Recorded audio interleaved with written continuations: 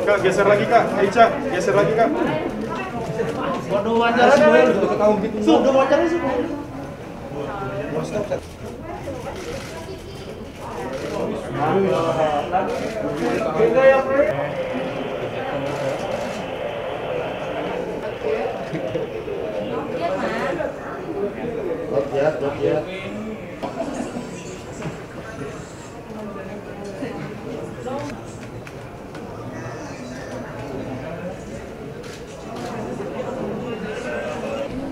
Pada kesempatan ini kami akan melakukan press conference terkait dengan adanya tindakan yang dilakukan oleh kita, tim dari Wasdak Ditjen Imigrasi, terkait dengan ada beberapa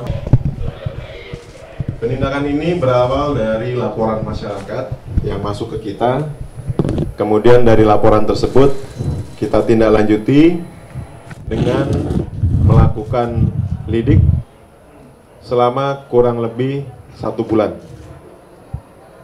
Dari hasil tersebut kemudian kemarin kita melakukan penindakan di TKP dan ternyata benar ditemukan ada 12 warga negara Vietnam yang melakukan kegiatan menjadi pekerja seks komersil. Adapun tarif yang dikenakan ataupun yang ditetapkan oleh penyelenggara yaitu sebesar 5.600.000 per orang. Itu untuk 1 kali kencan. Kemudian yang bersangkutan dari 12 warga negara tersebut masuk ke Indonesia dengan menggunakan visa kunjungan.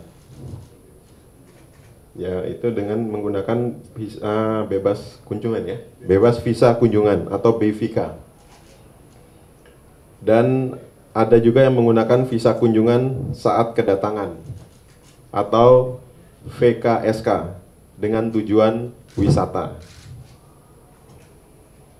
Perbuatan 12 warga negara Vietnam tersebut melanggar pasal 122 Undang-Undang Nomor 6 Tahun 2011 tentang keimigrasian. Kepada yang bersangkutan, 12 warga negara Vietnam tersebut akan dikenai tindakan administratif keimigrasian berupa pendeportasian dan dimasukkan ke dalam daftar penangkalan. Jadi akan dilakukan deportasi, selanjutnya akan ditangkal. Dampak dan upaya daripada pencegahan, yaitu yang pertama saat ini sedang dilakukan pengembangan, jadi kami akan melakukan pengembangan untuk mengungkap jaringan yang lebih luas lagi. Kemudian Direktorat Jenderal Imigrasi akan meningkatkan pengawasan terhadap WNA untuk mencegah terjadinya pelanggaran yang serupa. Karena saat ini memang kami menerima banyak laporan dari masyarakat dan kita sedang melakukan lidik terhadap laporan tersebut. Dan apabila memang benar ditemukan sesuai dengan laporan, akan kita lakukan penindakan. Pesan yang ingin kami sampaikan dari Direktorat Imigrasi, khususnya Direktorat Wasdak Ditjen Imigrasi, bahwa pemerintah tidak akan mentolerir segala bentuk pelanggaran hukum di Indonesia termasuk oleh warga negara asing. Masyarakat diharapkan aktif melaporkan setiap kegiatan yang mencurigakan, membantu penegakan hukum. Dan komitmen untuk melindungi Indonesia, pemerintah berkomitmen untuk melindungi Indonesia dari kejahatan lintas negara dan menjaga keamanan serta ketertiban masyarakat. Demikian press release yang dapat saya sampaikan. Silakan kalau ada rekan-rekan yang ingin bertanya, kami berikan kesempatan. Para WNA ini disebutkan masuk menggunakan visa gitu ya. Artinya sebetulnya untuk negara ini apakah memang ada sosok tertentu yang memang mengkoordinir mereka semua untuk apakah ada pengembangan terkait pidana mungkin terkait dengan pihak penyelenggara yang memang mempekerjakan mereka, Pak? Terima kasih. Baik, terima kasih Mas yang dari Kompas.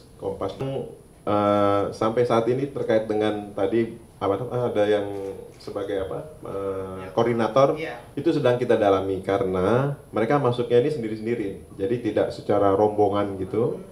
Jadi seperti ya orang mau liburan lah ke Indonesia gitu, ternyata di sini mereka melakukan kegiatan yang tadi saya bilang pekerja seks komersil. Jadi untuk siapa koordinatornya, siapa yang ininya kita lagi pendalaman untuk ke arah sana.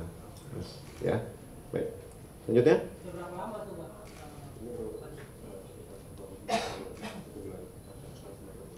Ya, baik. Hasil dari pemeriksaan dari tim Wasdak, mereka di sini kurang lebih baru 1 bulan.